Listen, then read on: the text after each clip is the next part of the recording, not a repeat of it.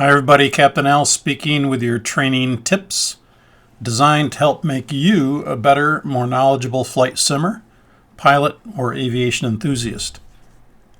Have a seat, let's strap in and stow the HUD and see what is on the horizon for today. Our briefing today will cover the electronic flight instrument system. Specifically, we're talking about the PFD. And then branched off from that, we're talking about the Flight Director system on the PFD. The Flight Directors are located on the attitude portion of the PFD, which is right in the center of it. So how is Flight Director guidance generated? Well, this is usually by 3 flight control computers, or FCCs. There's a left, center, and right FCC in the airplane. Flight directors come in 2 flavors. Depending on the airline preference, you can have single Q V bars or you can have dual Q crosshairs. Most airlines, in my experience, use the dual Q crosshairs more than the single Q V bars. They both are used worldwide.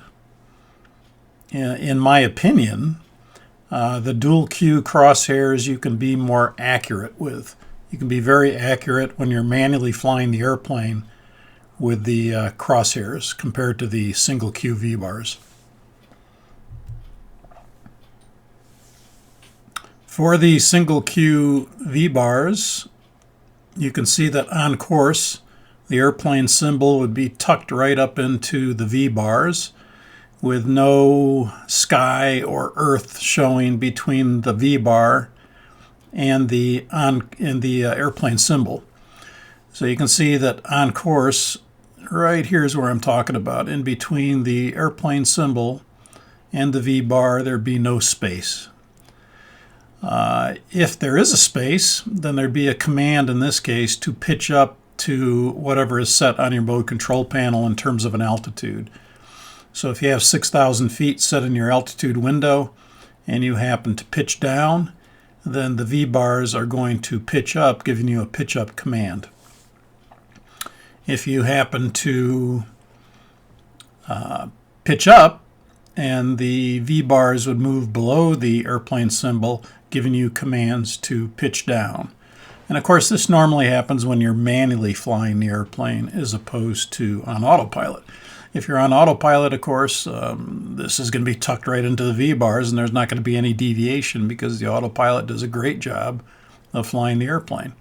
But when we're manually flying, we may get off slightly, probably not this much or this much, but we may get off slightly, and then we'll have to make small, smooth corrections to resume our roll and resume our pitch in order to stay with what the V bars are telling us. You can see with the single Q V bars, if you're on course again, everything will be tucked in normal. But if you happen to be manually flying the airplane and you perhaps drift off to the right a little bit, the V bars will give you a command to bank left, in which case we'd have to roll the airplane into a left turn to match the V bars with the airplane symbol. Or if we happen to drift left and we need to correct back to the right, the V bars would give us a bank right indication to turn the airplane and tuck it into the V bars in order to make a roll right correction. And of course you can have combinations as well. In this case, again, we're on course, but in this case it's a combination correction, which is to not only pitch up but bank left as well in order to comply with the commands that the flight directors are giving you based on what you have set on the mode control panel. Here's another combination to pitch down and bank right in order to get the airplane symbol aligned with the V bars in order to fly the commands that you've programmed through the mode control panel. The V bars are normally easier to pick up on than the dual Q. Most people coming from a V bar flight director will have a little more trouble transitioning to the dual Q flight director. But once you get used to the dual Q flight director, you can actually be more in my opinion, more precise with your corrections. You can keep them smaller, you can keep them smoother, and this is almost, the analogy I make is that it's like looking through a gun sight. You're really lining up the crosshairs with the airplane symbol, specifically the box of the airplane symbol, and you're putting it right, you're putting the crosshairs right in the center of that little small airplane box. And then you'd be complying with what the roll bar is telling you to do and what the pitch bar is telling you to do. So let's take a look at some examples here. On course, of course, the roll bar and the pitch bar, the airplane symbol, the roll bar and the pitch bar would be right in the center of that airplane symbol. And if you're right in the center, you're right on course. If you happen to deviate, let's say you're hand flying the airplane and you let the nose drop, the pitch bar will give a pitch up command saying, come up here in order to get back to the altitude you have set on the MCP. If you happen to let the airplane pitch up, then the pitch bar is going to go down and give you a command to pitch down in order to comply with what the mode control panel is telling you. So the horizontal magenta line here would represent the pitch bar. The roll bar would be the vertical line. And again, on course, everything's lined up. In the case of if we happen to drift to the left a little bit, then the roll bar is going to go to the right, telling you to roll right or correct to the right, in which case we'd have to turn the airplane or bank the airplane to the right to get back to an on-course indication. If we happen to let the airplane drift off to the right a little bit, then we'd have to correct to the left or roll left in order to get the airplane back to where it looks like this. Again, the goal here is when you're hand flying is to keep the crosshair right in the middle of that little airplane box. Your target is right where my pointer is. Right in the middle of that box will give you what you're commanding on the mode control panel. And whenever you're hand flying the airplane, whether it be in these flight simulator games or in a real simulator or the airplane, the rule of thumb is always small, smooth corrections. You want to stay on top of it. As soon as the roll bar goes to the right, you correct right. As soon as it goes to the left, you correct left. As soon as the pitch bar goes up, you pitch up a little bit. As soon as it goes down, you pitch down a little bit. And you're making continuous, small, smooth, steady corrections to get like this. Here's some combinations. In this case, we'd want to pitch up and roll right. That's what the pitch bar is telling us to pitch up, and the roll bar is telling us to roll right. In this case, a combination again would be that we need to pitch down and roll left. The pitch bar is telling us to pitch down, and the roll bar is telling us to roll left to get back to this situation so that we can comply with whatever it is we're doing. Let's take a look at the virtual simulator and see some of this in action now. So we're looking at the flight director. We're in command. We're level at 6,000 feet or 253 knots, a little bit above 250 because of weight. And we'll disconnect the autopilot. And you can see the FD indicates we're hand flying the airplane now. We'll leave the auto throttle and speed. And what I'm going to do initially here is pitch up. And when I pitch up, the pitch bar is going to go down.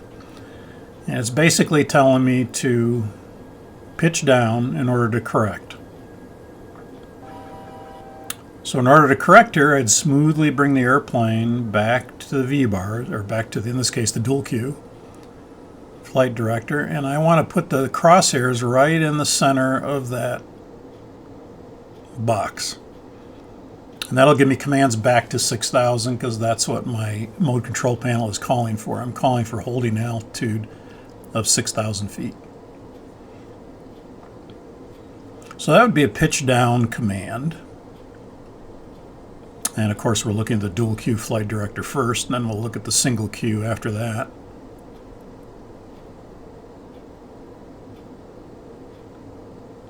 And just like a gun, I want to keep the crosshairs right in the middle of that box symbol, very similar to a gun sight. Here's a fly up indication. If I let the airplane drift down or pitch down, then the pitch bar is going to say pitch up. It's basically saying come up, come up, come up to get to 6,000 feet. So to comply with that, I'll have to pitch the airplane up. And again, my target is the crosshairs. And notice I'm not varying the bank at all. The roll bar is staying right in the center. The only thing changing is the pitch bar at this point. Again, where do I want it? I want the crosshairs right in the center of the airplane symbol. So I want it right there, pretty much. And of course, you can see you got to make small corrections to do that. Like I pitched a little bit too far down here. So now I'm going to pitch back up. I'm kind of over controlling on purpose here just to show you what you need to do. The idea is small, smooth corrections, so once you see any of these bars deviate, you go after them to make it look just like that. And you notice I got the autopilot on in command now, and you can see that the autopilot does a great job of keeping it right in the center, and that's how you want it. Let's look at the roll bar indications. We'll disconnect the autopilot again.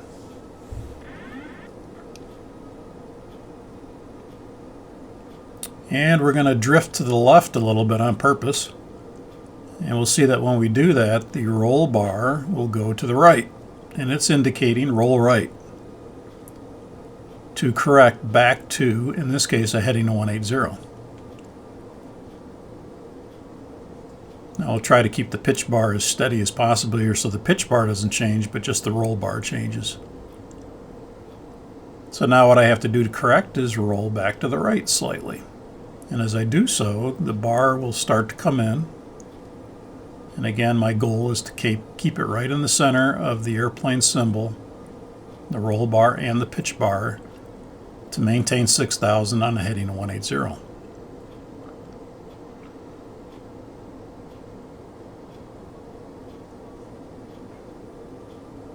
And so here I am back at 6,000, back at 180. Now I'm going to have the airplane drift to the right.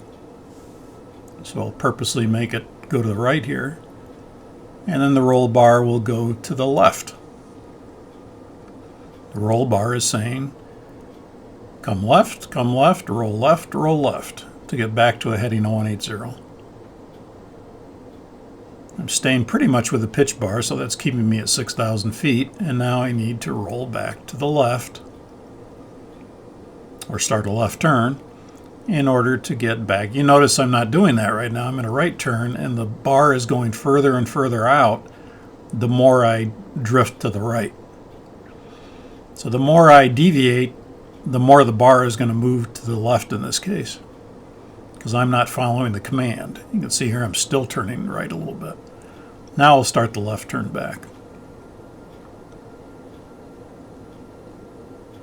So I turn left, and again the idea is to put that roll bar right in the middle of the airplane symbol. In heading select with the bank angle selector and auto, it's going to give me a bank angle between 15 and 25 depending on speed. At the lower speeds, it could command a maximum bank angle of 25 degrees. At the higher speeds, it's probably going to do around 15 degrees. Let's look at some combinations now. In this case, it looks like I'm going to pitch up, and I'm going to drift to the left. So the bars are telling me pitch down and roll to the right to correct. So this is a combination where we've got to not only roll right, but pitch down as well. And you can see I'm doing that back to the crosshairs in order to give me commands back to 6,000 and back to a heading of 180, which is what the mode control panel is asking for. Next thing I'll do is a combination here of pitching down and drifting to the right. And now you can see that the pitch bar is going to say pitch up, come up, come up, come up. And the roll bar is going to say roll left because I've drifted to the right. So I'm going to smoothly bring the airplane into a slight left turn and pitching up and getting back to where the crosshairs are right in the middle of the airplane symbol box. See, I'm a little low there, so I need to pitch up slightly. And that's about right, perfect right there. And then that'll give me commands back to 6,000 feet. Put the autopilot back in command. And you can see that's how it should look. Let's look at the single queue flight director now, if you prefer to use that. The single queue flight director doesn't have a separate pitch and roll bar. It acts all as one. So in this case, we've disconnected the autopilot, and we'll do the same exercise where I'm going to let the nose drift down, and the V-bars will say pitch up. I'm keeping the roll fairly constant so that I don't get a roll command, just a pitch command. So all I need to do here now is pitch up and put the airplane symbol and tuck it into the V-bar so that there's no sky showing. There's no gap between the airplane symbol and the V-bar. So ideally I don't want to see anything in between here. You can see I see a little blue sky there. So I'm pitched a little bit too far down here. If I raise the nose a little bit, I want to get it so there's nothing showing there. And then you can see that'll resume the climb then back to 6,000. So the nose is a little bit too low there. Now it's tucked into the V-bar pretty well.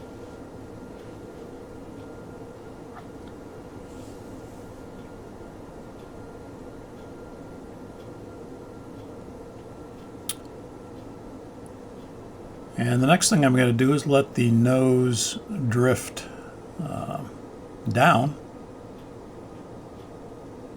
or actually up, I believe, here.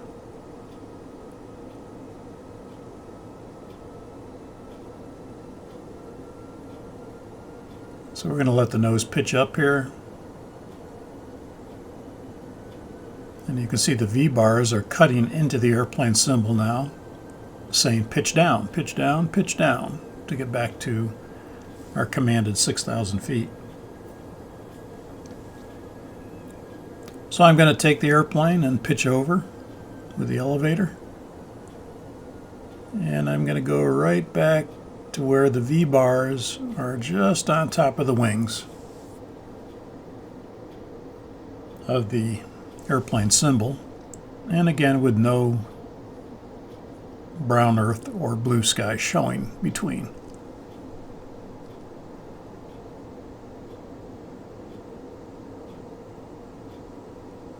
Okay, so I put the airplane back on the autopilot in command. You can see how it's tucked in there, nothing showing, no gap between the airplane symbol and the V-bar. We'll disconnect the autopilot again, and this time we're going to look at the roll corrections. First thing we're going to do is let the airplane drift to the left, and then we'll see the roll indication for going back to the right. I'll try to keep the pitch fairly constant at 6,000 feet, so we're just getting roll corrections and not pitch corrections. Although that's a little hard to do. So here I am drifting off to the left, and the roll bar is saying roll right. See, I'm going left. The airplane symbol is off to the left, but the roll bar is to the right. So in order to correct this, I have to roll wings level and then roll to the right slightly in order to get the V-bar to line up with the airplane symbol. So you see that I'll do that nice and slow so you can see what it looks like.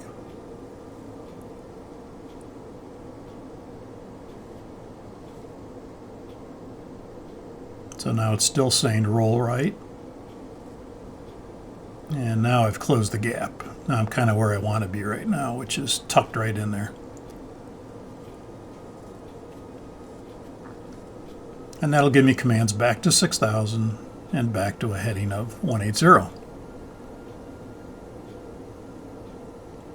Now I'm going to let the airplane drift to the right and let the V-bars give me commands back to the left. So here I go off to the right, not paying attention. And you can see that the airplane symbol is turning right, but the V-bars are turning left. In which case, to correct for this, I need to roll the wings level and then go into a left turn and line up the V-bar right on top of the airplane symbol. I could call this single Q or V-bar, just like I can call it dual Q or crosshairs. Sometimes you'll hear pilots refer to them as either one. Most pilots that fly the V-bar, and they've done it for a long time, this is what they prefer. And when they get to an airplane that has crosshairs, they really have a heck of a time with it until they figure out what they need to do. And then when they figure out what they need to do, then it becomes they actually like that better than the V-bars. I personally think it can be more accurate with the dual Q Flight Director, the crosshairs, than you can with the V-bars. They both work just fine, but if I were to prefer one over the other, and I've flown both, I prefer the dual Q Flight Director, the crosshairs. Now let's look at some combinations now of roll and pitch.